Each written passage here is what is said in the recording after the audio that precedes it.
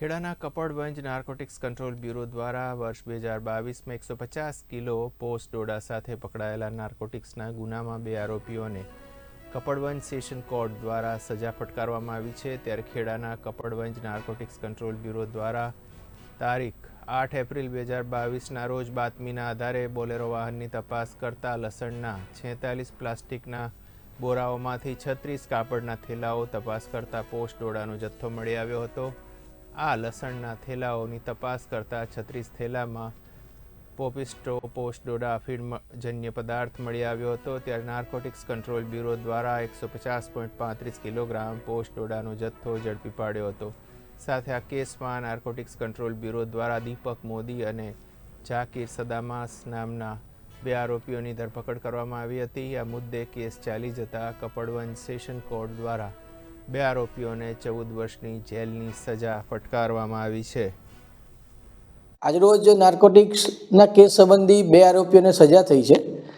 એક કેસ એવો છે કે 8/4/22ના રોજ નાર્કોટિક્સ કંટ્રોલ બ્યુરો અમદાવાદના અધિકારીઓને ગુપ્ત બાતમી મળેલી કે 2 ઈસમો મધ્યપ્રદેશ ખાતેના મંદસોર ગામથી 150 કિલો જેટલો અંદાજિત પોપિસ્ટ્રો જે નાર્કોટિક્સનો ને લગતો પદાર્થ છે તે લઈને અમદાવાદ તરફ જઈ રહ્યા છે, જેથી તેઓ પીઠઈ ટોલનાકા પાસે તેની વોચમાં હતા।